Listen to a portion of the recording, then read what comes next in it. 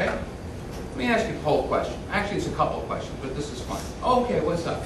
Okay, let me ask you, on a scale of 1 to 10, how much do you trust the media to tell you the truth? Now, we're all pretty much informed. You wouldn't be here if you didn't have a good idea of what's going on. But for the most part, you'd be surprised, because most people say, oh, the media tell me the truth, scale of 1 to 10?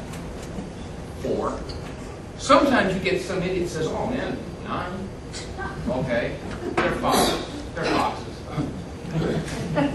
But anyway, the point here is that most people will say like a 3.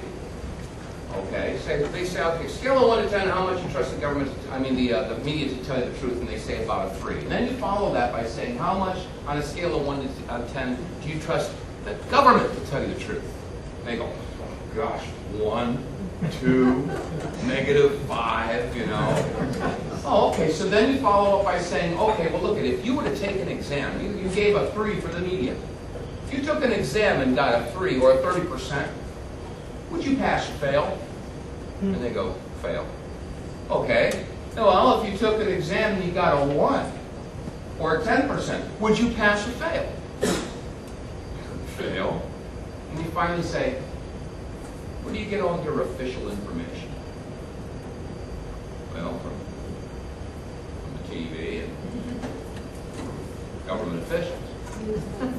Oh. So we can all get them to admit that they understand and accept the simple fact that the media lies to you and the government lies even more. So now you go to the point and say, well, look, if the information that we're being given is a lie, and we base our opinions of what they give us, doesn't that mean that our opinions are an extension of the lie? Doesn't that mean we're living in a matrix? And now the door starts to go, you know, it starts to open a little bit because they realize they've been lied to. They don't like to admit it. Nobody likes to admit that they've been bamboozled or scammed or ripped off or flim-flammed. But nonetheless, they can't escape these undeniable facts. I'm going to show you something. USA Today did a poll. How many folks see that the poll on the USA Today? Let's see if I can find this here. Documents.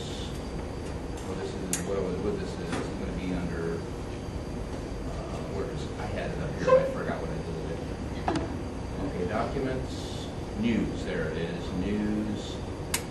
USA Today poll. Here we go. Let's take a look at this poll. And if you want to cut that light behind the door, that would be a wonderful thing. Come on, open up.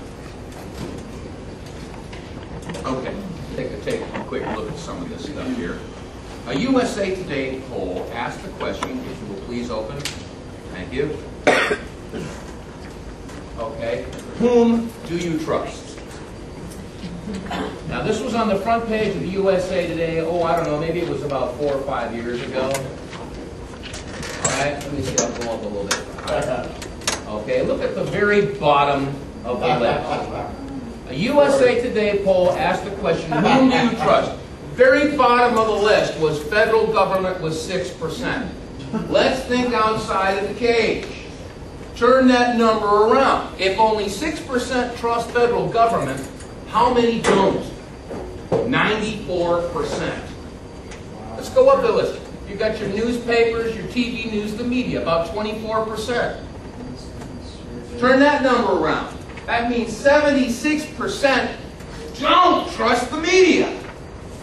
So if so many Americans don't trust the media and they don't trust the government, doesn't that mean we're living in a matrix?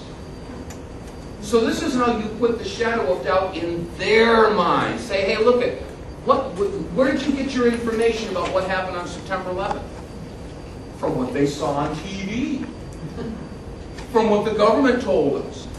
Well, guess what? If the truth is never easy to find, how easy is it for Americans to sit on their big, fat, sweaty, pimple-covered butt and channel surf between CNN, Fox, MSNBC, and the alphabet news agencies? How easy is that?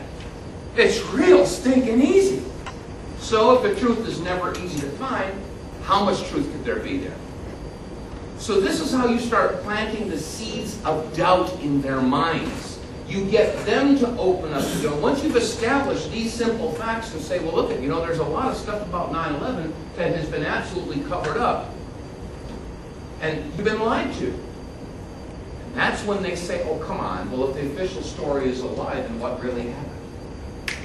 The door just opened.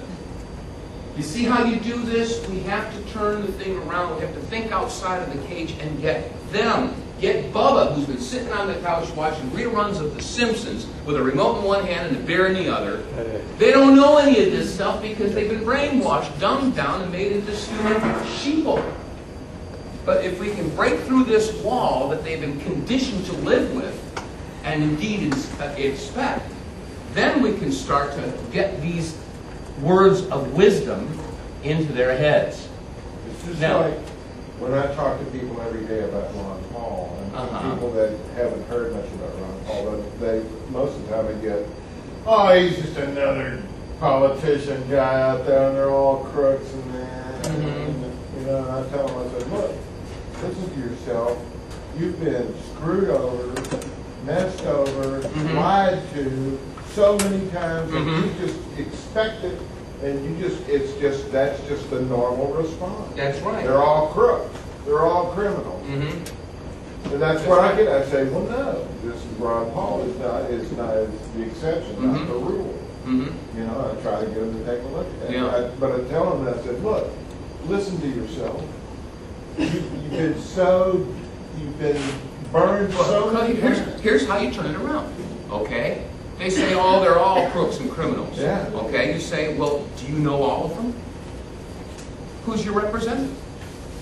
Here in Austin, it's Ron Paul, isn't it? No. Yeah, he's not Ron Paul. He's not in this district.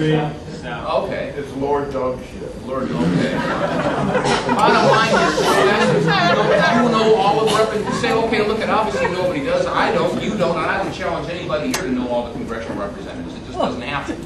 Okay, but the bottom line here is you could say, well, they're all crooks and criminals. Say, well, then what would a person, what kind of a congressman, you know, what would he have to be to not be a crook or a criminal? Do you think that a congressman would have to vote for the Constitution all the time? You know, turn it around. Turn it around. We have to think outside of the cage. These are action items that we can use to start educating these people. Get them to open up the door. Get them to open up their minds, because their minds are closed thanks to the likes of Bill O'Reilly and Sean Hannity and Lushmo and Michael Medved and Michael Reagan and Michael Savage and all these other people out there that have been doing it to us. So, anyway. There is one way that you can turn it around also, and that is a lot of people, you know, we've been told, and we keep being told by the media and by Bush and everybody, that we have the Constitution and the Bill of Rights. Well, people, we don't have it. Bush signed it away in the Patriot Act, and all you got to go do is find it. And you start I disagree with you. You know? I disagree with you. I don't care what law that they pass. Marbury versus Madison says any law that is repugnant to the Constitution null and void. Oh gosh, I hope you're wrong. Oh, absolutely it is. Absolutely. How many folks have a citizens rule book? Okay, look up on the front pages, and they got the quotes from the chief justices. The point is that we do have the Constitution and the Bill of Rights. We have to enforce them. We have to know them, and we have to have the guts to go up against people that try to take your rights away. But you see, this is not the land of the free and the home of the brave, because the bottom line is we have the majority of the American sheeple out there that are condemning folks like us for doing what we're doing. But we're turning this around. Thank God right now for this Ron Paul revolution. What's going on at campuses and universities around this is unstinking believable. Now, for you regular listeners, you may recall that about a month and a half, 2 months ago, Shotgun One, and by the way, that Shotgun, where is he? He was out there at the table. That's Rod. He's my right-hand man. He's a driver. He's my go-to guy, and helps me out all over the country here. So, but anyway, Rod and I took a trip up to the Northeast. And when we left Missouri, we crossed across Missouri into Illinois, across Indiana, into Ohio, Pennsylvania, New York, Massachusetts, Connecticut, New Hampshire. Everywhere we went, we saw Ron Paul banners, posters, bumper stickers, stencils. We saw Ron Paul everywhere. I didn't see one for McCain. I didn't see one for Giuliani. I saw one for Mitt Romney in Massachusetts. I saw one for Hillary, and I saw one for Obama. Bumper stickers, that is.